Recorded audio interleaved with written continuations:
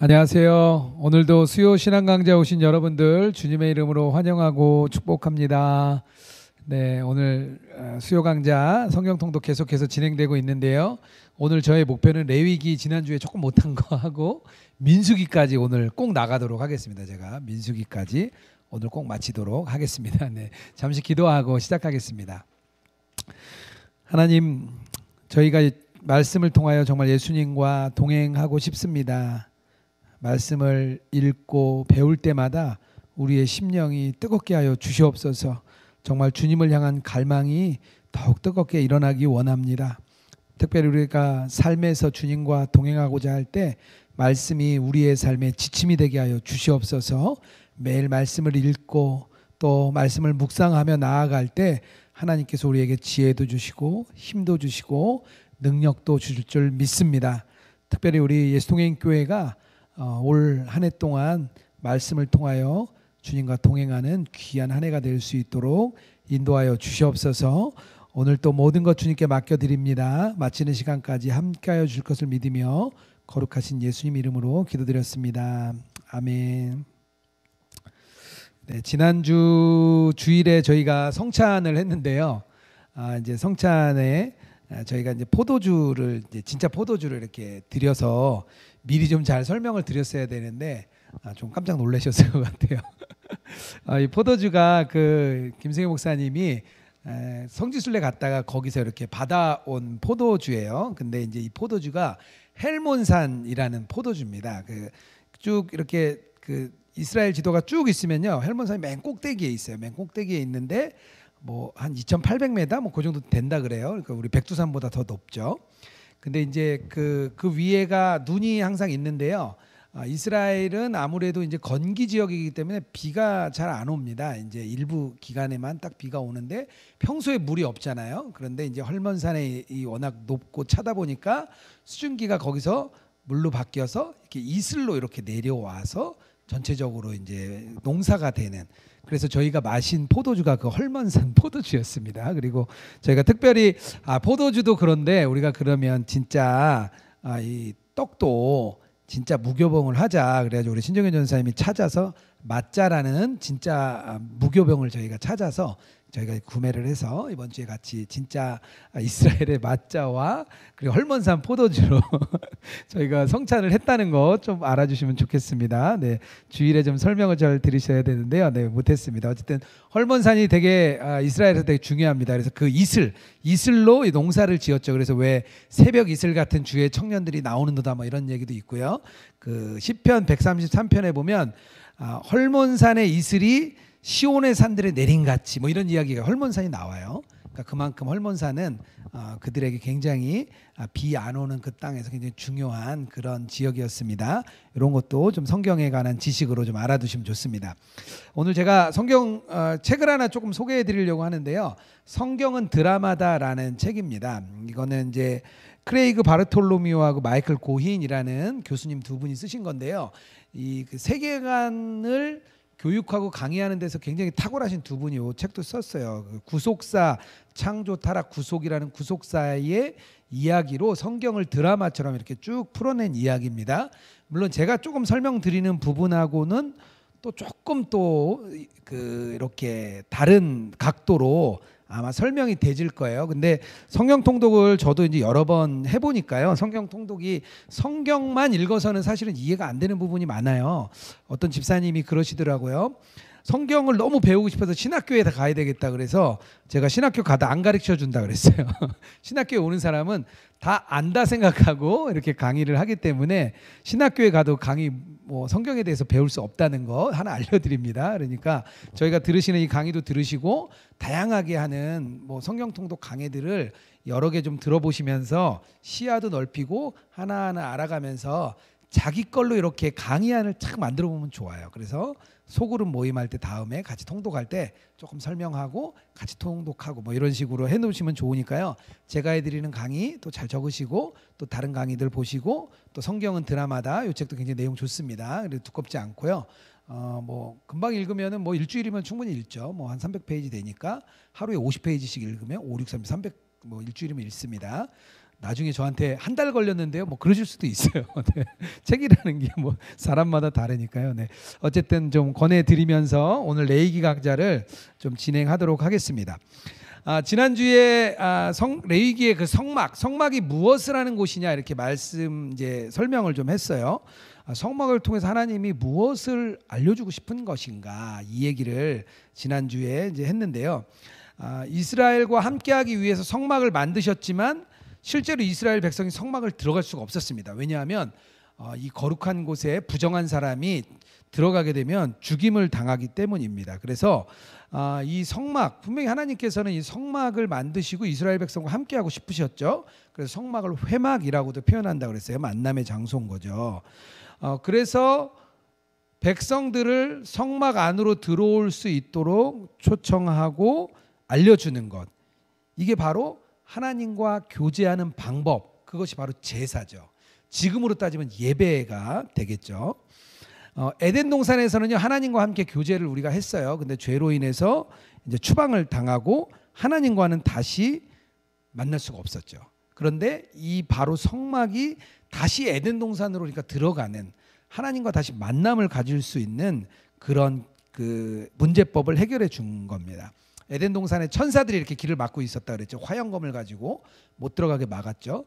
지성소에 가면 천사의 휘장을 지난번에 저 그림에 봤죠. 휘장이 있어서 천사가 못 들어가게 막고 있습니다. 우리가 이 성막에 들어가는 것은요, 나중에 우리가 새 하늘 새 땅, 새 에덴, 새로운 천국에 들어가는 모형이기도 합니다. 그래서 우리가 들어가는 거죠. 왜냐하면 그때는 이제 제물 제사를 드리는 것이 아니라 예수 그리스도께서 우리의 제물이 되시고 제사장이 되시기 때문에 우리가 그곳에 들어갈 수 있습니다.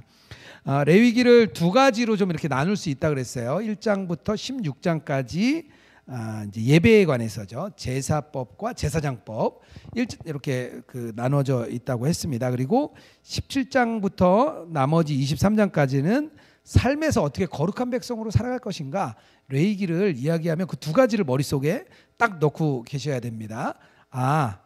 우리가 어떻게 예배하는가 하나, 뒤쪽에 우리가 어떻게 삶으로 거룩한 백성으로 살아갈 것인가, 이 두 가지를 레위기 전체의 개관 속에 싹 넣고 있어야 됩니다. 그리고 이제 앞에부터 이제 쭉 말씀드렸어요. 1장부터 7장까지 제사법이 있다 그랬죠. 제사법 5가지 있다 그랬습니다. 번제, 소제, 화제, 속죄제, 속건제 이렇게 있다 그랬어요. 뭐 이렇게 쉽게 그냥 앞자만 따서 번소와 속건 뭐 이렇게 외우셔도 됩니다. 번소와 속건. 그래서 번제, 소제, 화제, 속죄제, 속건제 이렇게 5가지 있다는 거 이렇게 1장부터 7장까지 나오고요. 8장, 9장에 제사장 위임식 하는 거 나옵니다. 그리고 10장에 뭐가 나오죠? 다른 불을 들이다가 나단과 아비후가 죽게 되죠. 그게 나오고요. 11장에 가면 음식물 규정이 나오게 되는 거죠. 그리고 18장에 윤리하면 뭐가 제일 먼저 윤리죠? 성윤리. 18장 성윤리, 19장 사회윤리 이렇게 간다는 것 잘 기억해 놓으시고, 16장이 속죄일과 대속죄일이 나오기 때문에 이것도 굉장히 중요합니다. 이따가 한 번 더 설명드리겠습니다. 16장에 속죄일과 대속죄일 나온다는 거, 그리고 쭉 넘어가면서 23장에 절기, 7대 절기가 나오죠. 그것도 설명드리겠습니다. 이 7대 절기까지. 그래서 요 정도를 그냥 머릿속에 좀 넣고 계시면 레위기가 이런 그림이구나, 레위기가 뭐 그렇게 어렵지 않구나 이렇게 생각할 수 있습니다. 특별히 11장부터 15장까지는 성결법이라고 그랬어요. 부정한 것이 어떻게 정결하게 되느냐, 그것을 이야기해 주는 것 있다고 말씀을 좀 드렸습니다. 번제, 소제, 속죄제, 속건제, 번소와 속건 제가 말씀드렸는데요. 번제는 이제 태울 이제 데워서 드리는 거죠. 제사자가 제물을 가지고 옵니다. 제사자가 제물에 손을 얹어요. 그리고 죽이고 피를 뺍니다. 그럼 그 피를 제사장이 가지고 가서 뿌려요. 그리고 제사자는 각을 떠가지고 제사장에게 주면 제사장이 태우는 것. 요게 번제의 기본. 소제는 이렇게 빤다 그랬죠. 이렇게 곡식을 빠는 것. 그래서 이제 기름에 섞어 가지고 빤다는 것.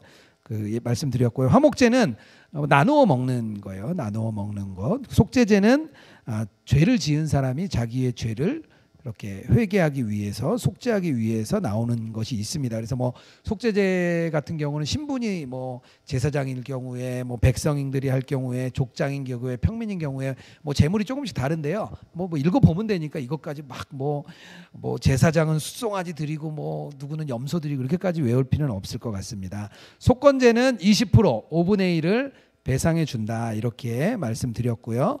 화제 이렇게 불로 드리는 것, 요제는 이렇게 들어서 앞으로 흔드는 거라고 말씀드렸고요. 거제는 이렇게 드는 거, 전제 포도주 뿌리는 거. 저 이거 네 가지를 몰라서 제가 한참 고민했었던 기억이 납니다. 그래서 잘 아시면 좋을 것 같습니다. 이 두 가지 테마로 예배에 관한 법, 삶에서 거룩하게 백성으로 사는 법, 이렇게 두 가지로 테마를 나눌 수 있는데요. 이걸 조금 더 세분할 수 있어요. 그래서 두 개 더 나눌 수가 있습니다. 네 개로 이렇게 나눌 수 있는데요. 1장부터 10장까지는 뭐냐면요, 성막 안에 들어올 수 있는 방법이에요. 성막 안에 1장부터 10장까지는 제사법을 통해서 어떻게 드려야 되고, 잘못된 법을 드리니까 잘못된 불을 들이다 죽었죠. 뭐 이런 정도까지. 그래서 성막 안에 들어올 수 있는 법이다. 요거는 좀 알으셔야 되고요. 그리고 11장부터 16장까지는 부정한 상태가 어떻게 정결하게 되는지, 그거 11장부터 16장까지입니다. 17장부터 25장까지는요, 거룩한 삶에 대해서 이렇게 쭉 나오는 거예요. 그리고 나머지 26, 27장은 축복하고 저주하는 거, 그리고 부칙, 이런 게 그 안에 담겨져 있습니다. 제가 중요한 이제 레위기, 구약의 세계관을 말씀드렸는데요. 뭐냐면 그 두 가지, 모든 만물은 두 가지로 나눈다 그랬어요. 거룩하냐, 속된 거냐, 두 가지로 나눌 수 있다. 거룩하거나 속된 거예요. 속된 거는요, 정결한 게 있고 부정한 게 있습니다. 그러면 나눠보면 거룩한 거, 정결한 거, 부정한 거, 이렇게 세 가지가 이렇게 중요한 세 가지로 나눌 수 있다는 것. 그래서 제사장이 거룩한 사람이죠. 이스라엘 백성은 정결한 자들이에요. 이방인은 부정하다 그러죠. 부정한 자들입니다. 성막은 아주 거룩한 곳이죠. 백성들이 사는 이스라엘 백성의 지는 정결한 곳이에요. 이방인들은 부정한 곳입니다. 짐승도 바쳐졌을 때 정결한 짐승, 부정한 짐승, 뭐 이렇게 나눌 수 있다고, 뭐 사람도 나누고 동물도 나누고 장소도 나누고, 그리고 사물들도 나누고 다 나눌 수 있습니다. 이렇게 그런 식으로 나누는 거예요. 그게 그냥 그때 당시의 생각인 거예요. 세계관, 하나님이 가르쳐 주신 사고인 것이죠. 그래서 제사장은요, 이게 거룩하냐 속되냐 이거를 가르쳐 주고요, 부정하냐 정하냐 이것도 가르쳐 줍니다. 그래서 이렇게 뭐라 그러죠? 그 병 걸린 사람이 진 밖에 나갔다가 들어올 때 누구한테 가죠? 제사장한테 갑니다. 왜냐하면 내가 부정했다가 정결해졌다는 거 확인을 누가 해주냐면 제사장이 해주는 거예요. 그래서 제사장은 그것을 구별해 줄 수 있도록 해야 됩니다. 이 정결하다는 것은요, 정상적인 거예요. 정결하다는 건 정상적이 될 수 있습니다. 그런데 이스라엘 백성을 생각해 보면 되겠죠. 진 안에 있다가 성소로 들어갈 땐 거룩해집니다. 부정해지면 진 밖으로 나가요. 그러니까 이 정결한 거는 거룩해질 수도 있고요, 부정해질 수도 있다는 것 잘 아셔야 됩니다. 그리고 우리가 정상적인 이 정결의 상태가 하나님께 바쳐지면 거룩한 자가 된다는 것, 그리고 부정한 상태에서 어떻게 정결해지고 정결해지는 게 어떻게 거룩해지냐. 레위기를 읽으면서 그걸 자꾸 생각하시면 그래 신약에 가면 어떻게 되죠? 신약이 여기 또 깨져요. 왜냐하면 하나님께서 우리를 이제 그 정결한 상태에서 부정해질 수 있죠. 정결한 상태에서 거룩해질 수 있는데요, 우리가 하나님께서 뭐라고 얘기하시냐면요, 그리스도의 십자가의 피가, 이때는 이 제사가 짧으면 일주일, 짧으면 하루, 길면 1년, 뭐 이런 식의 동물로 제사를 계속 드려야 되는, 대속죄일이 1년에 한 번 있잖아요. 죄를 다 속했지만 1년 동안 또 죄를 지어요. 그래서 다시 와서 속죄를 해야 되는. 근데 예수 그리스도의 피는 영원히 단번에, 영단번이라는 표현을 쓰는데요, 영원히 단번에 해결되었다. 그렇기 때문에 우리는 좀 다르죠. 구약의 백성들과는 우리는 아주 다른 상태가 됐습니다. 왜냐하면 구약에는 아무나 하나님 만날 수 없었어요. 근데 우리는요, 누구나 그리스도를 나의 구주로 영접한 사람은 그리스도의 십자가별로 깨끗해졌기 때문에 주님을 만나고, 그리고 하나님을 우리 안에 성전이라고 하셔서 하나님 우리 안에 오셔서 우리를 만나잖아요. 이거 완전 구약하고는요 완전히 다른, 우리는 더 구약 백성이 만약에 봤다면요 지금 우리들은요 특별한 존재인 거예요. 다 제사장이잖아요. 다 하나님을. 그래서 루터가 얘기한 만인 제사장이라고 이야기한 것은 뭐냐면 하나님을 우리가 만날 수 있는 그런 자격, 조건 누구나 다 가졌기 때문에 우리가 바로 제사장이다 이렇게 얘기하는 거예요. 누가 그렇게 얘기를 해요? 뭐 예를 들면 뭐 목회자가 제사장이다. 근데 가만 보면 우리는 베드로의 후계자들이거든요. 예수님의 후계자인데, 예수님의 제자인데, 예수님 시대에 보면 제사장이 따로 있었어요. 그리고 제사장은 사실 나중에 유대 전쟁에 AD 70년에 다 죽습니다. 다 죽어요. 아예 대가 끊겨요. 유일하게 한 명의 랍비가 도망을 갑니다. 그 랍비가 도망을 가서 랍비 전통은 지금까지 이어지고 있지만 제사장은 이스라엘에도 없습니다. AD 70년에 모두 다 전멸했기 때문에 그거를 조금 아시면서 우리가 주님을 만나는, 직접 만나기 때문에 우리가 대제사장이다, 이것을 잘 기억해 두시면 좋겠습니다. 레위기의 핵심이요 특별히 16장의 속죄일이라고 보는 분들이 많습니다. 왜냐하면 이스라엘 백성 중에 한 사람이 임재의 상징인 지성소까지 들어가는 일을 처음으로 가르쳐주기 때문입니다. 다시 에덴 동산으로 들어가는 모델, 우리가 성막이라고 얘기했죠. 그 성막에 들어가는 모델을 가르쳐 준 것입니다. 그래서 속죄일에 관한 율법이 16장 1절부터 34절에 나오는데요. 1년에 딱 한 번 대제사장이 들어갑니다. 대제사장이 들어가는 날, 그 전날부터 모든 제사장들이 모여서 대제사장을 위해 기도했어요. 밤을 새서 기도를 해서 한 점의 죄라도 남지 않도록. 왜냐하면 한 점의 죄라도 들어가면 대제사장이 지성소에 들어갔다가 죄가 있으면 죽임을 당했기 때문입니다. 그래서 발목에 방울을 달고 허리에는 끈을 이렇게 맸어요. 그래서 그 끈을 밖으로 맸습니다. 그래서 딸랑딸랑 소리가 나서 걸어다니면서 피를 뿌리는데 소리가 안 나면 죽은 거 아니야? 그래서 이게 허리에 있는 줄을 당겨서 뺐습니다. 저희 형님이 루터교 목사님인데요. 루터교는 아직도 저희는 이제 가운이잖아요. 하얀색 가운을 개신교는 입는데 루터교는 약간 수도사복 같은 걸 입고요. 허리에 이렇게 안식일 때, 목사 안수 때 허리에다가 이거 띠를 이렇게 매주더라고요. 그러니까 이제 그 제사장이 그 죽음을 당했을 때 이렇게 끌어 나오는 그 끈을 이렇게 상징한다고 얘기를 하더라고요. 그래서 그 끈을 이렇게 달아주는 거를 제가 봐서 루터교는 이렇게 카톨릭과 개신교 한 중간쯤 되잖아요. 그러니까 딱 그런 전통을 가지고 있는데 참 특별하다 생각했습니다. 어쨌든 1년에 한 번 대제사장이 7월 10일 날 들어가게 됩니다. 이때 굉장히 특별한 이야기가 나와요. 뭐냐면 염소 2마리를 선정합니다. 염소 2마리를, 보통 이제 1마리를 하잖아요. 2마리를 선정을 해요. 그래서 1마리는 번제로 드리고 피를 뿌립니다. 1마리를요 아사셀 염소라고 불러요. 왜 아사셀인지 이름이 정확히 나와 있지는 않습니다. 하여튼 그 이름을 아사셀 염소라고 해요. 이 염소는요 어떻게 하냐면요 진 밖에 광야로 내보내요. 1마리는 잡아서 태우고 하나님께 드리고요, 1마리는 광야로 내보냅니다. 근데 광야로 내보낼 때 그냥 나가지 않고요, 그 지나가는 짐승을 발로 차고 돌을 던지고 막 그런 피가 막 묻을 거 아니에요. 그러면 진 밖으로 나가게 돼서 광야로 가면 동물들이 들어오거나 아니면 어디 이런데 빠져 죽거나 그런 식이 되는 거예요. 피를 흘리니까 동물들이, 늑대들 다 몰려온다 그래요. 이 아사셀 염소는 마치 예수 그리스도께서 골고다 언덕에 올라가실 때에 십자가를 지고 가시면서 이 갖은 고난과 고초를 당하고 그런 것을 연상을 시키는 겁니다. 특별하게 하나님께서 그 모습을 남겨놓으셨어요. 그래서 참 너무 하나님의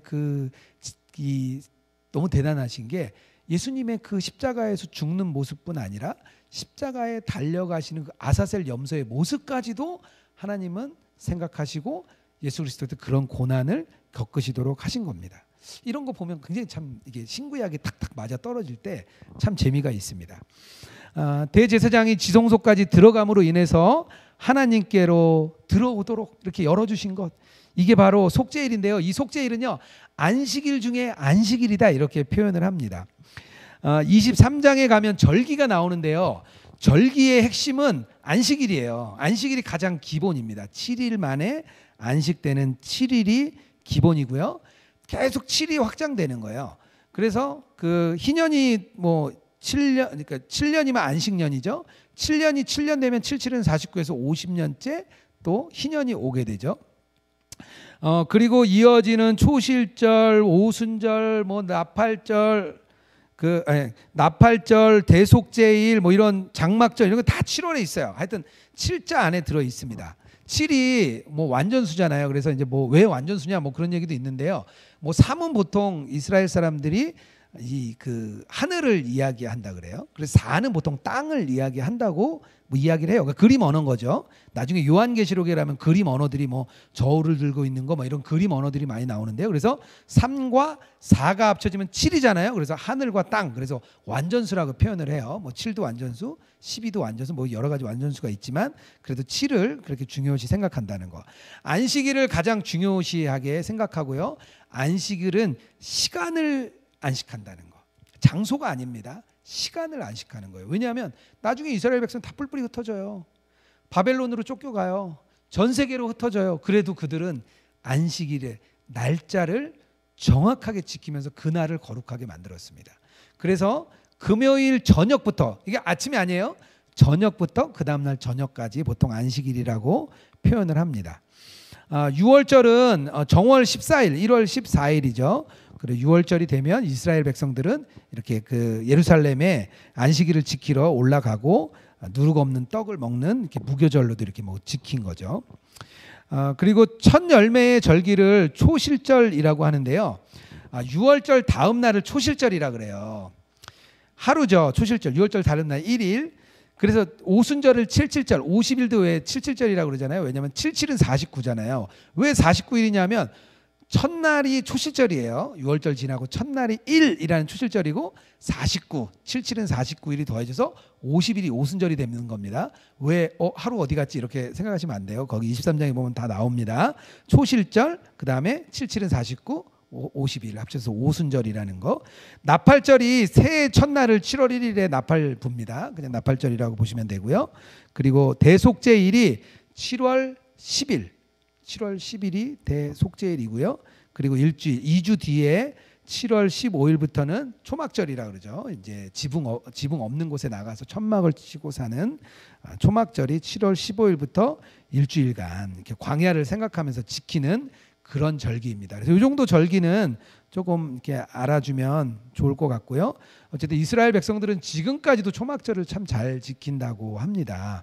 그래서 아파트를 지면 꼭 베란다가 있어서 거기에 이렇게 그 텐트를 칠 수 있는 공간이 있어야만 된대요. 의무적으로. 그래서 항상 보면 아파트가 이렇게 계단식 아파트가 이렇게 되어 있다. 저는 안 가봐서 모르겠는데 꼭 한번 가보고 싶습니다. 저희 코로나가 좋아지면 우리 예수동행 교회 다 모여서 한번 좀 다 같이 가면 너무 좋을 것 같습니다. 지금의 주일 예배가 안식일이 모델이죠. 안식일이 지금 주일 예배의 모델입니다. 우리가 주일마다 하나님께 영광을 돌려드리고 은혜를 받는 것은 하나님의 창조의 목적이기도 하고요. 구원의 목적이기도 합니다. 7일째 쉬셨고 우리를 구원하시고 안식일을 또 지키게 하셨기 때문입니다. 우리가 예배를 드리는 것이 뭐 어떤 경우는 단순히 은혜 받아서 일주일 살아야 되는데 일주일 못 사니까 수요일도 와서 은혜 받고 가서 또 살고 아이고 3일도 힘들다 그래서 또 금요일도 와서 살고 저는 하루도 힘들어요. 그래서 매일 새벽에 와서 은혜 받아서 나가서 살고 이런 거 아니에요. 옛날에 어른들은 많이 그렇게 생각했지만 그런 거 아닙니다. 우리는 주님과 매일 동행하는 거죠. 우리가 교회에서만 있는 게 아니잖아요. 우리가 삶에서도 주님과 동행하는 거기 때문에 우리의 인생의 목적이 하나님과 교제하는 거예요. 하나님이 레위기를 통해서 또 출애굽기를 통해서 성막을 만드시고 이 땅에 오신 것 우리와 함께하고 교제하시는 게 목적인데 그냥 예배 때만 교제하면 너무 안타깝죠. 그러니까 우리가 계속해서 주님과 동행하는 것. 단 예배의 핵심이 있습니다. 우리가 말씀과 기도가 우리의 가장 중요한 핵심인데 예배 때 이게 가장 집중적으로 이루어지는 거예요. 우리가 예배 때 같이 기도하죠. 또 우리가 예배 때 말씀을 듣죠. 그러니까 이 예배의 말씀과 기도가 사실 핵심인 거예요. 그것을 예배 안에서 우리가 온전하게 할 수 있기 때문에 우리가 예배를 드리고 그 예배가 중요하다고 하는 것이지, 주님과의 동행하는 삶은 동일하게 우리의 삶에서 계속해서 이어진다는 것, 우리 예수님교회 뭐 너무나 잘 알고 있지만 우리가 조금 더 한번 강조를 좀 해드리고 싶습니다. 주일 예배에 천국을 경험했다면 그걸 확장해 나가는 거예요. 가정으로 가져가고, 나의 직장으로 가져가고, 나의 관계 속으로 가져가고, 계속해서 주님과의 그 천국의 경험, 예배 때 누린 천국의 경험을 계속해서 가지고 가는 거죠. 히브리서는요, 레위기의 해석이다 이렇게들 많이 이야기를 합니다. 왜냐하면 거기서 나오는 제물이 되신 예수님, 제물은 예수님이시죠. 영단번에 드린 예수님, 제사장이 또 예수님이십니다. 우리를 또 대신해서 또 천국에 올라가셔서 하나님 옆에서 우리를 위하여 기도하시는 예수님, 심지어는요 성막 자체도 예수님이라고 이야기를 합니다. 하나님께서 잃어버린 에덴으로 들어오도록, 그리고 우리가 영원한 천국으로 들어갈 수 있는 길, 오직 그 길 예수 그리스도 한 분뿐이기 때문입니다. 그래서 우리가 예수님께서 영원히 단번에 제물로 바쳐지셨기 때문에 우리는 제물을 가지고 올 필요도 없고 특별히 제물을 가져올 필요도 없는 거죠. 예수 그리스도께서 제물이시기 때문이죠. 그래서 우리가 그 믿음으로 그리스도와 함께 연합되는 거예요. 우리가 주님과 친밀한 동행을 한다는 거는요, 연합된다는 겁니다. 우리가 예수님 안에, 예수님 우리 안에 같이 연합되는 거죠. 십자가의 복음이 나의 복음이 되는 게 우리가 예수님 안에 있는 거고, 우리가 예수님과 함께 동행하고 있는 게 그리스도와의 연합의 완전한 하나 되는 겁니다. 그래서 우리도 성전되고, 우리도 제사장 되고, 우리도 제물 되는 거죠. 그래서 우리가 찬송과 헌금을 우리 제물 대신 우리를 드리는 거예요. 우리의 감사 제목을 우리가 적어서 드리는 거죠. 그럼 우리가 제물 되는 겁니다. 우리가 지난주에 했던 것처럼 또 성찬을 통해서 우리에게 그런 그리스도의 십자가와 보혈과 그리스도의 찢어진 몸을 생각하면서 다시 한번 우리가 거룩하게 되어지도록 우리의 생각을 바꿔주는 것이 바로 히브리서의 핵심이고요. 그게 그리스도의 모습입니다. 이게 레위기의 전체 핵심이었습니다. 레위기 제가 쭉 이제 순서대로 좀 어느 정도 좀 아시고, 네 가지로 나눴을 때, 두 가지로 나눴을 때 1장부터 또 쭉 해서 하나하나 좀 어느 정도 생각해 놓으시고, 레위기의 세계관, 구약의 세계관이죠. 거룩한 것, 정결한 것, 부정한 것. 읽으면서 자꾸 이런 거 생각하면요, 조금 재밌어요. 조금 이제 이거구나. 앞부분에 조금 지루한 얘기가 두 번, 세 번 나옵니다. 한 번은 제사자의 입장에서, 제물을 드리러 간 사람의 입장에서 쭉 설명해 주고요. 또 한 번은 제사장의 입장에서 또 한 번 설명을 해줍니다. 같은 이야기를 1장부터 7장까지 반복해서 이렇게 이야기를 해주고 있다는 것, 네, 아시면 좋을 것 같습니다. 이렇게 해서 레위기의 강의를 마치고 민수기의 강의로 넘어가도록 하겠습니다. 우리의 인생을 보통 이렇게 뭐 나그네 길이다, 인생은 나그네 길, 뭐 이렇게 이야기하죠. 세상 사람들도 나그네 길인 걸 너무 잘 아는 것 같아요. 근데 왜 나그네 길이라 그러냐면, 어디서 와가지고 이게 어디로 가는지 모르는 거예요. 세상 사람들은요, 어디로 와서 어디로 가는지 몰라요. 특히 동양적인 사고, 힌두교가 핵심이죠. 불교는 힌두교의 개혁 버전이 불교이기 때문에 비슷합니다. 세계관은 순환적인 세계관을 살고 있죠. 계속해서 윤회하는 이 원형적인 순환적인 삶을 살고 있습니다. 태어나서 또 살고 또 죽고 또 덧없이 또 태어나서 살고 죽고, 이게 계속 되다가 여기서 이 윤회에서 벗어나는 걸 뭐라 그러냐면요, 해탈이라고 그러고요. 윤회에서 벗어나는 것을 자유라고 합니다. 그러니까 이 동양적 사고에서는요, 이 세상을 사는 것은 한없는 자기의 죄에 대한 계속된 그 죄값을 치르는 거예요. 자유할 수 없는 거죠. 그런데 기독교는요, 이렇게 일직선적인 역사를 가지고 있습니다. 순환적인 역사가, 우리의 창조, 어디로 시작해서 창세기에서 시작했죠? 어디로 가느냐? 요한계시록 마지막 새하늘 새 땅까지 가는 마지막의 길이 있습니다. 그래서 우리도 인생은 나그네 길이라고 표현하지만요, 우리는 그냥 나그네가 아니라 순례자, 목적을 가지고 걸어가는 사람들, 순례자, 뭐 영어로 필그림이라고 그러죠. 우리 필그림 하우스 있잖아요. 목적을 가지고 걸어가는 순례자라고 우리를 그래서 표현을 합니다. 그래서 다른 거죠. 출발지와 목적지가 우리에게 있습니다. 목적지 있죠. 우리의 영원한 천국으로 가는 우리의 목적지가 있습니다. 단 우리가 그 길을 어떻게 가야 할지, 또 어떻게 조심해서 무엇을 조심해서 가야 되는지, 내 인생길에서 뭘 피해 가야 되고 뭘 따라야 되는지 이걸 알려주는 게 바로 민수기예요. 물론 성경 전체가 그 얘기를 다 해주고 있지만 오늘의 바로 민수기가 그 얘기를 해주고 있습니다. 우리가 가야 할 길이구나. 이거를 먼저 좀 기억하시면서 제 이야기를 계속 좀 따라와 주시면 좋겠습니다. 사도행전에서요, 스데반 집사님이 이 역사를 쫙 훑은 설교를 합니다. 죽기 전에 자기의 이스라엘 민족의 역사를 쭉 아브라함부터 설명을 합니다. 그때 광야에서의 여정을 뭐라고 표현하냐면요, 광야 교회라고 표현을 해요. 민수기가 바로 광야 교회입니다. 결국 민수기의 모습은요, 지금으로 따지면 바로 우리의 교회의 모습이에요. 제가 결론에서 다시 한번 이야기를 하겠습니다. 우리의 광야 교회는 우리의 모습이다, 이렇게 생각하면서 같이 좀 가보겠습니다. 책 이름은요, 민수기, 백성의 수를 셌다, 백성 민자의 숫자를 셌다, 그래서 민수기죠. 구약 성경 그 히브리어 성경에서는 이것 이제 첫 글자를 보통 이제 이렇게 제목으로 딴다고 우리 그때 목사님 처음에 저희 그 CGN TV 강의할 때인가 그때 한번 얘기를 해주셨던 기억이 나는데요. 첫 글자를 딸 때 광야에서라는 첫 글자가 있었어요. 그래서 70인 역에서는, 나중에 헬라어로 번역된 70인 역에서는 제목이 광야에서라는 뜻입니다. 그런데 우리는 그걸 따르지 않고 히브리어 성경에 백성의 수를 셌다는 민수기라는 내용으로 우리 제목을 정했고요. 광야의 여정기, 광야의 생활기, 이 정도 이해하면 될 것 같습니다. 저자는요, 모세가, 우리 모세오경의 저자죠. 한 80회 정도 모세에게 하나님이 직접 명령하셨다는 이야기가 나오고 있습니다. 기록의 목적이 있는데요. 제가 1, 2, 3번 좀 써놨어요. 첫 번째는 시내산에서 가나안까지 가는 그런 여정입니다. 시내산에서 1년을 있었죠.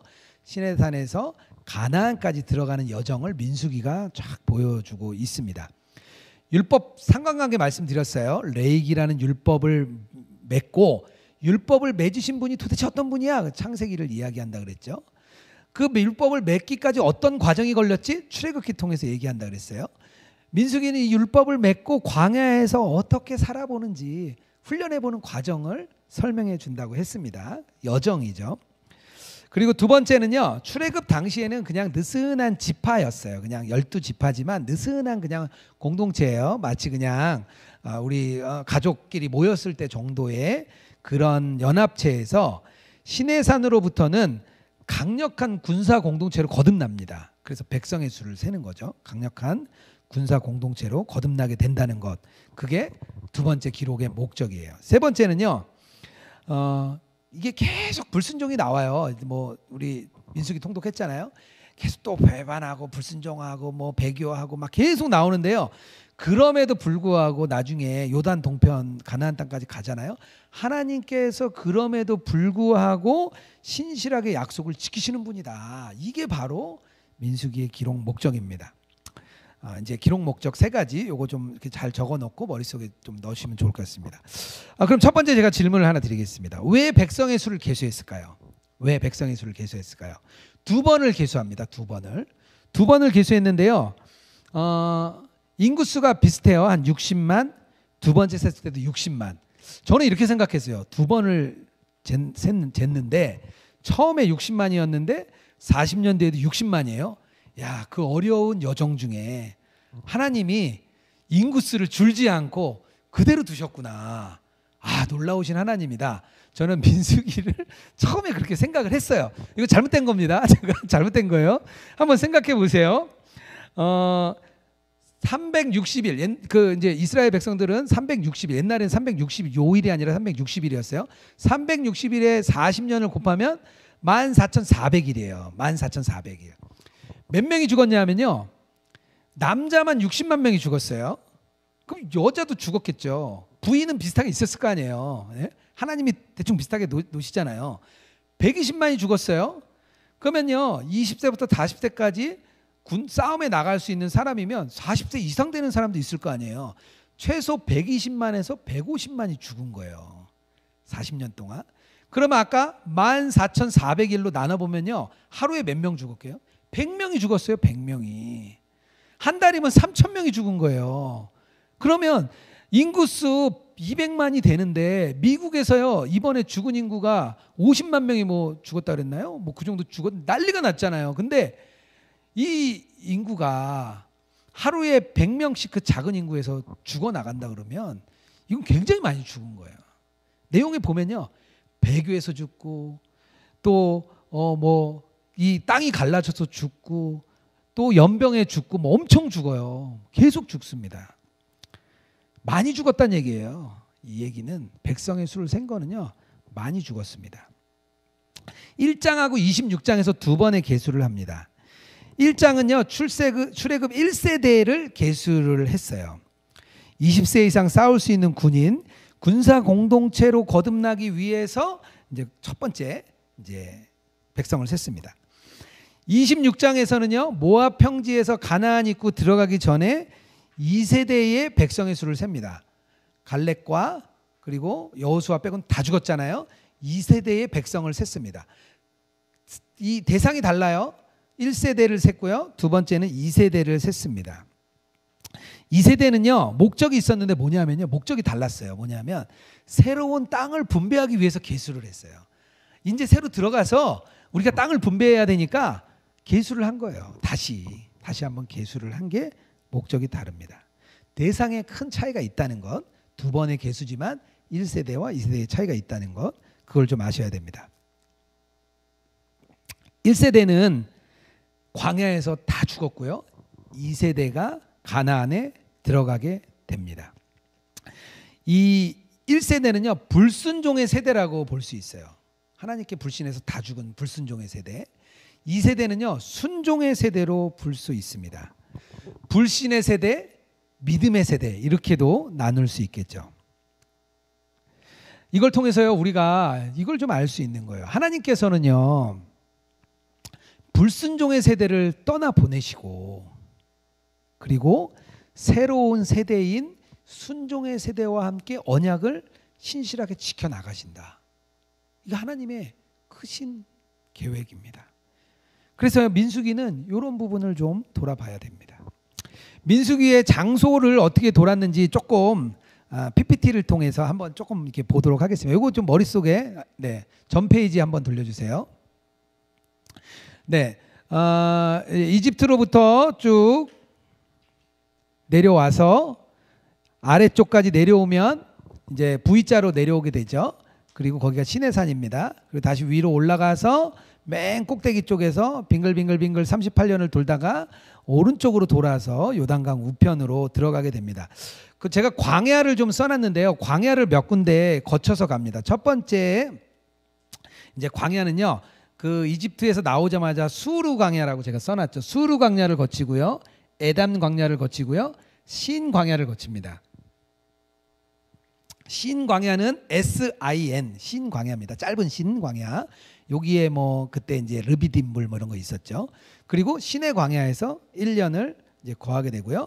시내 광야를 거쳐서 바란 광야로 가서 지인 광야. 이건 GIN 그래서 시인 광야. 시인 광야에서 대부분의 시간을 거기 광야에서 보내게 됩니다. 다른 광야들은요 그냥 이렇게 다 지나갔고 시내 광야에서만 1년 정도 머물었고요. 나중에 지인 광야에서 또 38년을 지내게 되는데 제가 잘못 말씀드렸던 무리바 두 군데 밑에도 있고요 위에도 있다는 거 이렇게 신광야에도 있었고 나중에 마지막 부분에 가서 지인광야에서도 있습니다. 이 정도 그림이 될 것 같습니다. 그러면은 이 민수기의 맥을 한번 좀 이렇게 쭉 장을 타고 들어가면서 좀 설명을 좀 드리도록 하겠습니다. 민수기를 좀 이렇게 설명을 좀 드리도록 하겠는데요. 1장부터 10장까지 제가 거기 표에 해놨죠. 시내산에서 가나안 땅으로 들어가기 전까지 율법을 이제 여행을 준비하는 시간입니다. 서론이죠, 서론. 떠날 준비를 하는 거예요. 제가 거기 표에 이제 만들어 드렸는데요. 떠날 준비를 이제 1장부터 10장까지 합니다. 시내산이죠. 장소는 한 20일 정도 이렇게 좀 되는 것 같아요. 거기 이제 날짜를 대략 따져보면. 그리고 1세대 백성들이 가나안 입구까지 가면서 다 멸망하는 11장부터 25장까지 실패한 이야기가 11장부터 25장까지 나옵니다. 여기는 광야에서요 38년 동안 방황을 합니다. 여기도 불순종 세대죠. 옛세대. 1장부터 13장도 불순종 세대, 옛세대예요. 그리고 26장부터 36장까지가 이제 결론이 되겠죠. 이제 이 세대들이 가나안 땅을 앞두고 들어가기 전에 이제 할 내용들. 가나안 땅에 들어갈 준비예요. 그러니까 세 부분으로 나눌 수 있는 거예요. 첫 번째는 떠날 준비, 광야에서 불순종, 그리고 가나안 땅을 들어갈 수 있는 준비들 이렇게 되겠고요. 그 20일, 38년, 6개월 이렇게 정도 되는 것 같습니다. 요단 동편 모압 평지에서 이제 이야기를 계속하게 됩니다. 순종의 세대, 새로운 세대가 되겠습니다. 1장에는요, 아까 얘기한 대로 인구 조사가 나와요. 인구 조사가 나오는데 60만 350명이라고 나오죠. 20세 이상 전쟁에 나갈 수 있는 남성들. 그리고 레위 지파는 제외를 합니다. 레위 지파는 거기서 좀 제외를 해줘요. 그리고 이제 유다 지파가 가장 많은 인구수 7만 명. 장자죠. 진짜 유다 지파가 장자 역할을 합니다. 그리고 2장에는요, 진을 치는 이야기가 나와요. 여기 제가 이제 여기에도 좀 넣어드렸는데요. 진을 치는 이야기가 나오는데 한번 PPT를 한번 좀 보여주세요. 동서남북 유사한 집합끼리 이렇게 돼 있는데요. 한번 더 눌러봐 주시면, 네네. 척척척 한번 계속 눌러봐 주세요. 네네. 맨 오른쪽이 동쪽입니다. 동쪽에 유다, 이사갈, 스불론. 거기에 제가 그 워크북에도 올려드렸고요. 그리고 아래쪽이 이제 갓 지파와 시므온, 르우벤, 뭐 에브라임, 납달리 이런 식으로 네 개의 진을 쭉 이렇게 외부에 일반 지파가 있습니다. 그리고 그 안에는요, 이제 또 동서남북으로 제사장 지파, 고앗 지파, 게르손 지파, 무라리 지파 이런 식으로 또 다시 한번 제사장 레위 지파가 감싸줍니다. 그리고 가운데 성막이 있는 거죠. 삼중 구조로 이렇게 진을 치고 있습니다. 이동은요, 동쪽에부터 순차적으로 이렇게 따라가게 됩니다. 그래서 처음에 언약궤가 가요. 언약궤가 제일 먼저 이제 가는 거죠.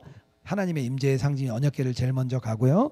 그 다음에 유다 지파, 거기 동쪽에, 그러니까 동쪽 편에 있는 유다 지파부터 시계 방향으로 이렇게 따라가게 됩니다. 그리고 유다 지파 다음에 이제 그 성막에 있는 내용들, 성막, 게르손, 무라리 족속들이 자기네들이 이제 짐 지고 이제 따라가는 거죠. 그리고 르우벤 지파, 그 다음에는 이제 고앗 자손들이 성소 안에 있는 기구들을 들고 또 따라가고 이런 식으로 이제 진은 쭉 따라갑니다. 이렇게 해서 이동을 하게 되는 거예요. 그래서 이게 2장의 진을 치는 이야기, 이동은 동서남북, 전체에서 동서남북으로 돌아가면서 중간중간에 이렇게 낀다. 이 정도 알면 눈으로 보면 뭐 다 이해가 되실 것 같아요. 이건 좀 글로 읽으면 좀 지루하죠. 2장까지 그런 이야기 됐고요. 3, 4장은요 레위인에 대한 얘기가 나옵니다. 레위 지파가 빠졌잖아요. 그래서 레위 지파에 대한 이야기들이 3장, 4장에서 나오고 있고요. 5장, 6장에는 이스라엘 사람들을 정결하게 하는 내용이 나옵니다. 근데 이게 왜 중요하냐면요, 이제 떠날 준비를 하잖아요. 떠날 준비를 하고 군사의 쇠를 셌어요. 그럼 뭘 해야 되죠? 군인들을 처음에 이제 군에 들어가요. 우리 아드님들이 군대 가잖아요. 군대 가면 제일 먼저 뭐 하죠? 신병교육대 들어가잖아요. 그래서 군사훈련을 막 낮은 포복, 높은 포복, 총도 쏘고 막 하잖아요. 그런데 하나님의 백성은요 달라요. 하나님의 백성은 군사훈련을 하는 게 아니라 5장, 6장에 뭐가 나오냐면요, 이스라엘 사람들을 정결하게 하는 내용이 나와요. 이 백성의 군인의 특징이 나오는 겁니다. 이 군인들은요 싸우는 게 기술을 가지고 싸우는 게 아니에요. 기구를 가지고 싸우는 게 아니에요. 거룩함을 가지고 싸우는 그런 아주 특별한 군대입니다. 이스라엘은요 전쟁에서 승리할 때 무기가 우수하고 뭐 칼과 방패가 있고 전차가 있고 그래서 승리하는 게 아니고요. 거룩하면 승리하고 부정하면 지게 되어 있습니다.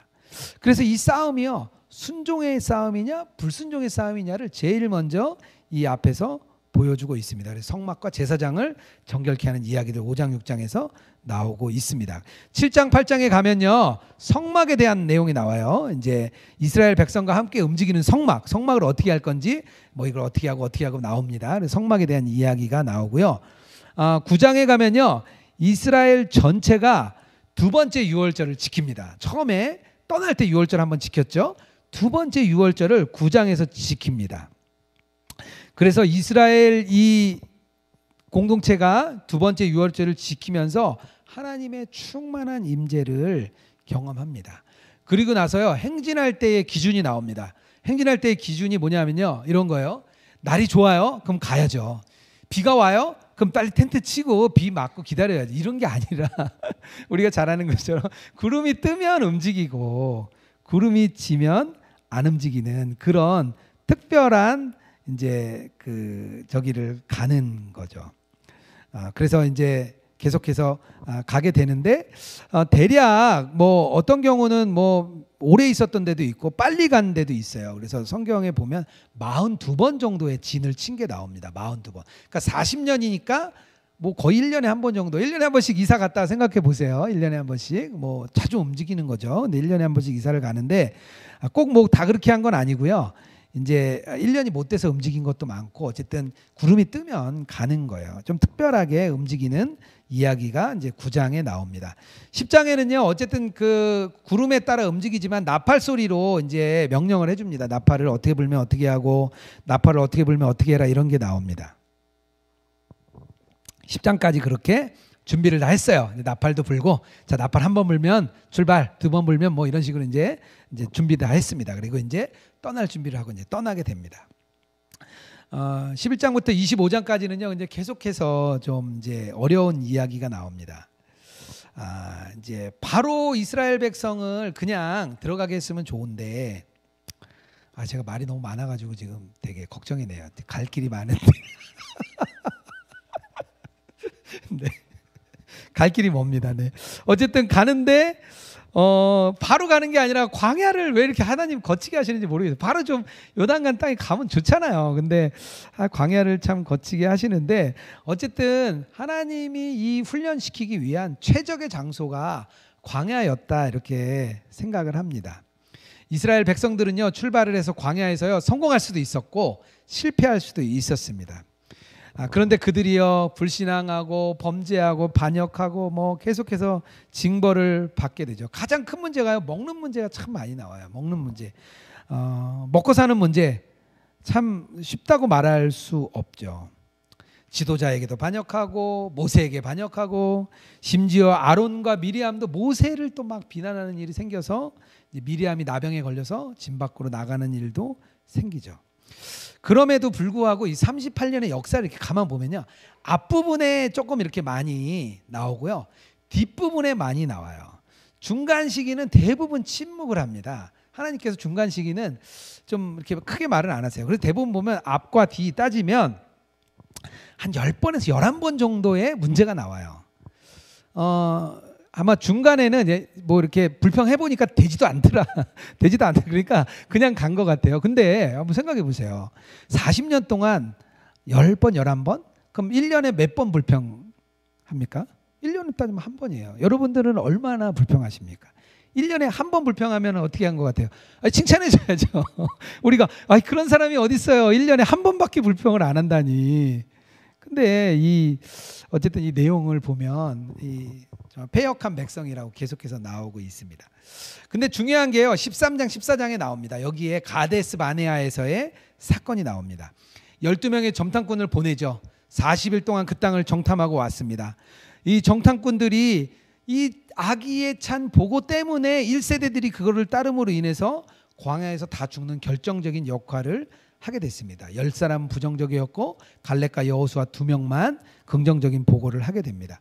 동일한 보고는 있었어요. 가나안 땅이 젖과 꿀이 흐르는 땅이다. 너무 좋은 땅이다. 이거는 동일한 보고였어요. 다 좋다고 이야기했습니다. 10명의 부정적인 이유는요, 그들이 너무 크고 성이 너무 견고하고 우리가 이기기 어렵다는 거예요. 이게 뭐죠? 군사력인 거예요. 군사력. 딱 봤을 때 결정적으로 본인들이 보니까 군사력의 차이가 엄청난 거예요. 근데 우리는 뭘 했죠? 우리는 군사훈련을 했나요? 자, 뭐 이사갈진 앞으로, 뭐 우리가 우연하면 좌연은 뒤로 빠지고 다시 뭐 우회하고, 이게 그때 당시에도요, 이미 전쟁사에 보면요, 대회전이라고 해서 이렇게 전쟁과 전쟁, 나라와 나라 싸울 때요, 전법이 다 있었습니다. 이미 그때에도 전법 전술들이 다 있었어요. 근데 그런 거 하나도 없이 우리는 뭐 했냐? 거룩하게 하는 거 아니에요? 거룩하게. 아무리 내가 생각해도 그건 아닌 것 같아. 저쪽은 너무 강해. 그러니까 부정적일 수밖에 없는 거죠. 근데 이것이 하나님에 대한 불신앙입니다. 하나님께서는요 분명히 뭐라고 그러시냐면 너에게 주시겠다. 실제로 약속의 땅을 너희들은 찾아야 하기만 하면 된다. 너희들은 아까 이야기한 것처럼 그들의 전쟁은 거룩에 대한 전쟁이지 군사력에 대한 전쟁이 아니었습니다. 근데 그럼에도 불구하고 실제로 약속의 땅에 들어가서 차지하라는 그 약속, 하나님의 그 약속이죠. 이건 약속인 거예요. 우리가 하고 말고가 아니에요. 그 약속을 했는데도 불구하고 이 약속을 거부했습니다. 결국 뭐냐? 하나님 입장에서는요. 본인이 구원하겠다는 그 대경륜, 대약속이 깨어질 위기에 처한 거예요. 너희들은 그냥 들어가기만 하면 돼. 나중에 나중에 실제로 들어가서 여리고성 할 때 한 번도 안 싸우고 이기잖아요. 그게 보여주는 거거든요. 하나님의 약속이 지금 깨지게 생긴 거예요. 하나님의 구원의 약속이 무산될 위기에 처한 거예요. 하나님이 그래서 화가 나신 거예요. 하나님이 심하게 진노하신 이유가 바로 거기에 있습니다. 내가 계획한 약속이 불순종으로 인해서 깨지게 되었기 때문에 하나님이 화가 나신 거예요. 진노하신 거죠. 그동안의 싸움도 보면 계속해서 거룩과의 싸움이었어요. 이스라엘 백성은 훈련된 군사가 아니었습니다. 거룩하기만 하면 이길 수 있는 전쟁이었어요. 여호수아와 갈렙은 하나님의 약속이기 때문에 가능하다. 이 두 사람은 믿었죠. 그래서 이 두 사람은 끝까지 가나안 땅에 들어가게 됩니다. 1세대가 다 죽는데 그래서 40년이 걸린 거예요. 16장에 가면요. 고라 자손의 불평이 나와요. 이 고라 자손은 실제로 왜 불평을 하게 됐냐? 다 고앗 자손이에요. 고앗 자손에 보면 아론과 모세가 이제 형제죠. 그리고 이 고라 자손 사촌지간이에요. 사촌. 나도 고앗 자손이고 사촌인데 사촌 형제는 대제사장을 하는데 우리는 기물만 날르고 레위인 역할만 하니까 좀 그렇잖아요. 사촌 형제는 같은 집안 사람인데 쟤도 제사장 하면 우리 할아버지 때는 갔잖아요. 그럼 나도 제사장 될 수 있는 거 아닌가? 뭐 이런 생각 할 수 있잖아요. 그래서 이제 이를 제기한 거죠. 그래가지고 안타깝게도 죽음을 당하는데 전 되게 이해가 가더라고요. 고라 자손이 제가 이렇게 족보를 쭉 보다 보니까 조금 이해가 갔어요. 그래 이런 얘기 할 수 있었겠다. 그래서 고라 자손이 그런 불평을 제기한 겁니다. 왜 우린 대제사장 못하느냐. 어쨌든 땅이 갈라져서 고라 자손이 다 죽는 일이 16장에 나옵니다. 20장에는요. 두 번째 무리바 사건 또 한번 하나님과 다투는 물로 인해서 다투는 사건이 나오고요. 21장에는요. 우리가 잘 아는 독사, 불평하는 사람들에게 독사 나오고요. 나중에 이 불뱀이 나와서 죽이죠. 근데 나중에 우리가 뱀을 만들어서 이렇게 구원을 얻은 것. 이것도 뭐 그리스도를 예표한다. 이렇게 이야기를 하죠. 22장에서 25장은요. 부올의 아들 발람의 이야기가 나옵니다. 광야 여정을 대부분 마쳤을 때예요. 이때는요. 38년의 광야 여정을 마치고 약속의 땅에 보이는 요압 동편, 아까 전에 V자로 꼭대기로 올라가서 이스라엘 동편에 진영을 꾸렸습니다. 여정의 마지막 단계에서요. 아모리 왕 시온을 죽이고 바산한 옥을 연달아 쳐붓습니다. 그러면서 이 오른쪽 동편을 차지했어요. 이제 38년을 고생하고 돌아왔더니 야 진짜 이제 우리가 이기는구나 하면서 승승장구하고 있을 그때에 마지막 단계에 모압 왕 발락이 보니까 너무 걱정되는 거예요. 이거 보니까 이스라엘이 보통이 아닌 거예요. 그래서 어떻게 할까 하다가 발람을 불러서 발람이 이제 유브라데스강 갈그미스라는 지역의 부올의 아들 발람이라고 얘기하는데 부올에 사는 무당 발람에게 이스라엘을 저주하도록 하죠. 발람이 몇 번 이제 거절을 했는데 더 많은 돈을 주겠다 해가지고 발람이 따라와서 뭐 중간에 당나귀가 말을 하고 왔는데 오히려 저주는 안 하고 축복을 하는 사건이 또 이루어지고 있죠. 그런데 나중에 어떤 일이 일어나냐면 모압 여성들이 이스라엘 백성들을 유혹해서 자기 신에게 제사 드리는 일이 나옵니다. 그리고 나서 그 배후에 발람이 있었던 거예요. 발람의 계책에 의해서 이 일이 일어나게 됐습니다. 근데 이때 여기 되게 중요한데요. 모세에게 하나님이 명령을 해요. 뭐라고 명령을 하냐면요. 두령들을 잡아서 막대 위에 목을 매달라고 해요. 두령들 목을 쳐서 막대 위에 매달라고 이야기를 해요. 그때 모세가 불순종합니다. 따르지 않아요. 그거 너무 심한 거 아닙니까? 이런 생각이었을 것 같아요. 뭐 자세한 건 모르겠어요. 하지만 모세가 명령대로 준행을 하지 않습니다. 하나님의 진노를 받아서 이때 2만 4천 명이 연병에 죽게 됩니다. 그때 아론의 손자 비느하스가 시므리와 미디안 여인이 같이 이렇게 천막으로 들어가는 것을 따라가서 칼로 찔러 죽임으로 인해서 하나님의 진노가 풀리게 됩니다. 비느하스는요, 이 세대의 모습이에요. 그러니까 분명히 그동안은 계속 속죄를 누가 했냐면 모세가 했어요. 모세가 계속해서 나타나서 중재자가 되어서 속죄를 했습니다. 그런데 이번에는요, 모세는요, 하나님의 명령을 준행하지 않고 주저합니다. 그런데 아론의 손자 비느하스는요, 하나님의 거룩을 지키는데 주저함이 없었습니다. 40년이 끝나가는 마지막 여정에서 모세의 옛세대의 지도자, 옛세대의 구원의 방식이 마감되고 드디어 새로운 시대가 다시 열렸음을 보여줍니다. 그리고요, 26장에 다시 백성을 계수합니다. 이 이야기가 끝나고 바로 백성을 계수합니다. 1세대의 문제는요, 불평, 불만, 원망, 불순종, 시기, 질투, 배교 워낙 많죠. 그러나 이런 문제는요, 이 외부적인 문제에 비하면 이런 내부적인 문제들이 엄청났던 거예요. 외부적인 여건보다는요, 대부분 이 내부의 불평과 불만, 배신, 배교 이것 때문에 죽게 됐어요. 하나님의 백성을 위협하는 문제, 이 문제는요, 항상 외부에 있지 않고요, 내부에 있음을 우리가 알게 됩니다. 현대 시대에 교회를 무너뜨리는 거는요, 문 밖에 있는 그런 게 아닙니다. 교회의 이미지가 추락해서요, 교회가 무너지는 거 아니에요. 교회가 정치적인 문제 때문에 무너지는 거 아니에요. 돌아보면 대부분 내부의 문제 때문에 교회가 무너집니다. 재정 문제, 분란 문제, 목회자의 문제, 여러 가지 문제들에 의해서 교회가 무너지고 실망하고 있습니다. 개인의 죄의 문제도 마찬가지입니다. 우리가 세상을 살아갈 때 힘들고 어렵죠. 직장에서 우리가 아까 저희가 저녁 먹고 나서 우리 김승혜 목사님이 그 군 시절에 술자리에서 일어났던 이야기를 막 우리면 저희가 웃으면서 이야기를 했는데요. 그런 문제들, 외부의 문제들이 어렵고 힘들어요. 그런데 진짜 나를 무너뜨리는 문제는요, 나의 죄의 문제입니다. 나의 자아, 죽지 않은 나의 자아 때문에 이 밖에서의 문제와 내 안의 자아와 죄의 문제가 딱 만났을 때 스파크가 튀면서 문제가 발생을 하는 거죠. 우리 자신을 좀 이렇게 잘 돌아보면 좋을 것 같습니다. 우리 내부에서만 단단하다면 우리가 어떤 어려움도 우리가 헤쳐나갈 수 있습니다.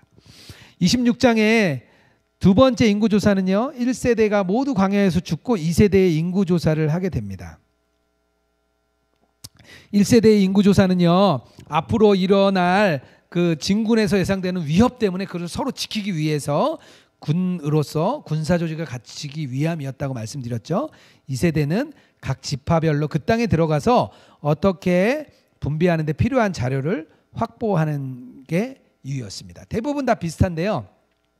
시므온 지파가 한 6만 명에서 2만 명으로 줄어요. 근데 아까 그 발람의 그 배교 사건이 있을 때 시므리가 바로 시므온 지파였어요. 그래서 그때 학자들은 시므온 지파가 시므리와 함께 있는 많은 사람들이 죽지 않았겠냐. 왜냐하면 4만 명이나 줄었거든요. 대부분 다 비슷해요. 그리고 대신 므낫세 지파가 또 꽤 많이 늡니다. 므낫세 지파가 한 2, 3만 명 또 늘어요. 그리고 다른 데도 대동소이하게 조금씩 이제 늡니다. 어쨌든 새로운 시작을 드디어 26장부터 하게 됩니다. 아담의 실패를 노아를 통해서 다시 시작하시고요. 민수기에서는 출애굽한 1세대의 불순종 세대를 진멸하시고 새로운 세대를 통해서 역사를 이루어 가십니다. 1세대는요, 14장에 보면 가네스 바네아에서 가나안 땅과의 첫 전쟁에서 패배합니다. 그런데 2세대는요, 첫 번째 전투 31장의 첫 번째 전투에서 승리를 합니다. 1세대는요, 대부분 재앙으로 죽거나 고통을 당해요. 그런데 2세대는 그런 이야기는 나오지 않습니다. 27장에는 인구 조사하고 첫 번째 사건이 나오는데요. 어떤 사건이 나오냐면 슬로보앗의 딸 이야기가 나와요. 슬로보앗의 딸 이야기는요, 2세대의 백성들이 어떻게 생각이 바뀌었는지 보여주고 있어요. 이 내용은 이런 거예요. 이스라엘 남자인 슬로보앗이 죽었어요. 근데 딸만 5이에요. 근데 그때 당시에 고대 근동 문화에서는 여자에게 유산을 줄 수 없는 그런 시대였습니다. 그러다 보니까 이 딸들이 나와서 그런데 우리는 아들만 상속받는데 우린 딸밖에 없으니까 우리한테도 유산을 달라, 이렇게 이야기를 합니다. 그래서 하나님께 물어요, 모세가. 그랬더니 하나님이 주라고 합니다. 그래서 하나님의 이 딸들에게도 유산을 줍니다. 그리고 나중에 또요, 30장에 가면 또 이야기가, 슬로보앗 이야기가 또 나와요. 슬로보앗의 딸 이야기. 36장에 가면 슬로보앗 딸 이야기가 또 나와요. 뭐 같은 지파 안에서만 결혼을 해야 되고 다른 지파하고 결혼할 수 없고 뭐 이런 이야기들이 계속해서 나옵니다. 슬로보앗의 딸 이야기가 27장, 30장, 36장 중간중간에 이야기가 나오면서 계속 나오는 거예요. 그 이유가 있습니다.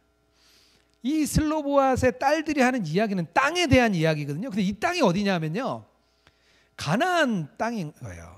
아직 들어가지 못한 그 땅에 대한 이야기를 하는 거예요. 마치 우리가 모였는데 우리가 천국 가서 나 땅 없으면 어떡하지? 나도 좀 주세요. 우리가 마치 모여서 그랬더니 목사님이 그래 그러면 뭐 강남 땅 다 가지시오 막 이렇게 농담으로 뭐 저기 얘기할 수 있겠죠. 하여튼 아직 들어가지 않은 땅에 대한 이야기를 슬로보앗의 딸들이 달라고 하는 겁니다. 아직 들어가지 않았는데요, 믿음으로 그 땅을 취할 것이라는 것을 바라보고 그 땅을 달라고 하는 거예요. 이 이야기를 통해서 다음 세대, 2세대의 믿음을 하나님이 보여주고 있는 겁니다. 28장에서 29장은요, 가나안 땅에 들어갔을 때 매일 드리는 제사, 절기, 안식일 이야기를 합니다. 제물의 양도 엄청 많아요. 이 이야기는 뭐냐면 그 안에 들어갔을 때 소산이 엄청 많아요. 많이 드릴 거 아니에요. 그냥 풍성하게 하나님이 부으실 거야, 이런 약속을 보여주십니다. 31장에 미디안과 전투를 하는데요, 한 명도 다치지 않습니다. 가나안 입구에서 승리하는 것은요, 가나안에 들어가서도 승리한다는 것을 보여주고 있습니다. 32장에 르우벤, 갓, 므낫세 반지파를 이쪽 우측 동편, 요단강 동편의 땅을 나눠주는데요, 앞으로 땅을 줄 것이라는 것에 대한 예표인 거죠. 33장에는요, 애굽부터 가나안 땅까지 오면서 42곳의 이야기들을 구구절절히 지나온 이야기를 얘기해 주십니다. 하나님이 우리를 인도해 주셨어, 우리를 앞으로도 인도해 주실 거야, 이런 이야기를 하는 거죠. 계속 뭐 그런 이야기예요. 34장에도 땅의 경계 막 이런, 들어가지도 않았는데 들어갈 땅에 대해서 이야기를 계속하고 있습니다. 이 세대들은요, 가나안에 들어갈 내용을 믿었습니다.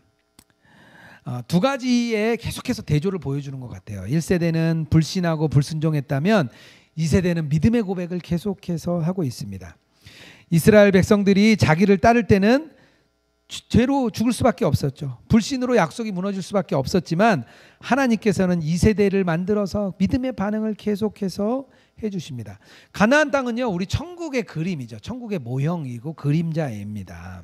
우리가 어떻게 들어가느냐, 우리의 힘과 우리의 능력으로 들어가는 건 아니고 정말 우리의 믿음을 통해서, 하나님에 대한 신앙을 통해서 우리가 들어가시는 겁니다.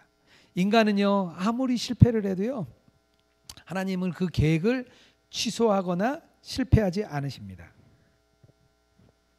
하나님은 스스로 백성을 만드셔서 가나안 땅으로 데리고 들어가십니다. 예수님이요, 신약에 오셔서 처음에 받는 그 이렇게 시험이 광야에서 40일 시험인데요, 그 40일 시험에서 보여주는 것들이요, 이 40년의 광야에서 실패했던 이야기들을 다 이기시는 것을 보여줍니다. 특히 먹고 사는 문제, 권력과 명예에 대한 문제, 이런 거 예수님께서 다 이기시는 거죠. 예수님을 믿는 사람은요, 승리할 수 있는 이야기를 예수 그리스도께서 미리 보여주고 계십니다. 그래서 나의 공로가 아니라요, 예수님의 공로로 우리가 승리할 수 있습니다. 제가 처음에 그 얘기를 말씀드렸어요. 광야 교회, 민수기는 광야 교회라고 말씀드렸습니다. 그럼 지금 우리는 어떤 모습으로 이 민수기를, 또 지금 교회를 어떻게 바라봐야 되는가? 바울 사도의 답이 좀 있습니다. 고린도전서 10장 1절에서 5절, 11절에서 13절 제가 써놨는데요. 제가 좀 읽어볼게요. 형제들아 너희가 알지 못하기를 원하지 아니하노니 우리 조상들이 다 구름 아래 있었고 바다 가운데로 지나며 모세에게 속하여 다 구름과 바다에서 세례를 받고 홍해 사건이죠. 다 같이 신령한 음식을 먹으며 만나죠. 다 같이 신령한 음료를 마셨으며 물을 마신 거죠. 신령한 반석으로부터 마셨다. 그 반석은 곧 그리스도시라. 그러나 그들의 다수를 하나님이 기뻐하지 아니하셨으므로 그들이 광야에서 멸망을 받았느니라. 11절입니다. 그들에게 일어난 이 일은 본보기가 되고 또한 말세를 만난 우리를 깨우치기 위하여 기록되었느니라. 그런즉 선줄로 생각하는 자는 넘어질까 조심하라. 선줄로 생각한 사람, 나 구원 받았어, 나 구원 열차 탔어, 나 이미 직분을 받은 사람이야, 나 이미 목회자야, 나 그런 신학 훈련을 받았어. 선줄로 생각하면 넘어질까 조심하라고 말합니다. 그런데 하나님께서 더 말씀해 주시죠. 바울 사도에게 사람이 감당할 시험 밖에는 너희가 당할 것이 없나니 오직 하나님을 믿으사 너희가 감당하지 못할 시험 당함을 허락하지 아니하시고 시험 당할 즈음에 또 피할 길을 내사 너희로 등이 감당하게 하시느니라. 이렇게 말씀해 주셨습니다. 우리의 삶의 길이요, 진짜 정말 안락하고 편안하면 좋겠지만 우리의 삶을 살아보면 참 고단한 삶일 수 있죠. 먹고 사는 문제가 쉽지 않은 때입니다. 저희가 위지엠에 이렇게 후원하시는 분들이 있는데요. 저희가 작년에 어려운데도 후원자들이 이렇게 탈회하지 않으시고 계속 계셔서 참 감사했는데 요즘에 연락들이 계속 오세요. 좀 어려워서 후원을 끊으셔야 되겠다는 연락들을 저희가 좀 받고 있습니다. 그래서 정말 어렵구나, 세상이 참 어렵구나 생각을 합니다. 우리의 삶이 꽃길이 아니라 광야의 길을 걷고 있습니다. 그러나 하나님께서 매일 만나와 매출하기로 구름 기둥과 불 기둥으로 우리를 인도해 주시고 또 물을 내시고 광야에서 우리의 신발이 닿지 않도록 그렇게 인도해 주시는 게 하나님의 인도하심입니다.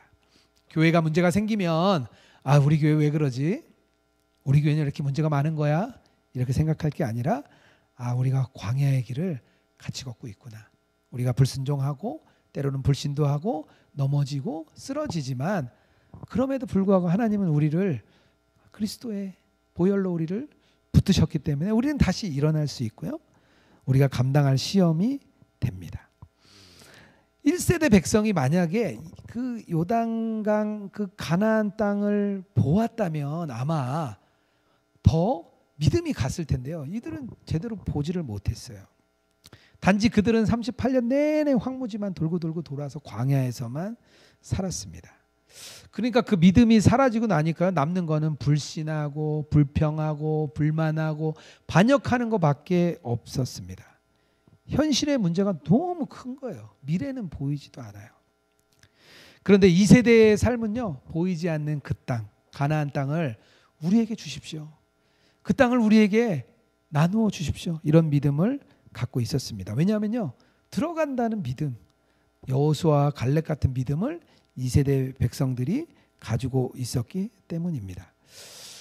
애굽부터 가나안까지 가는 길이 광야의 길이죠. 광야의 길인 것처럼 우리가 천국까지 가는 삶이 광야의 길인 것 같습니다. 근데 우리가 알아야 될 것은 사도 바울의 말씀처럼 우리가 이 이전 세대의 그것을 보면서 우리가 깨우치고 2세대 백성들의 삶, 그것을 따라가는 삶으로 가라, 이렇게 얘기했는데요.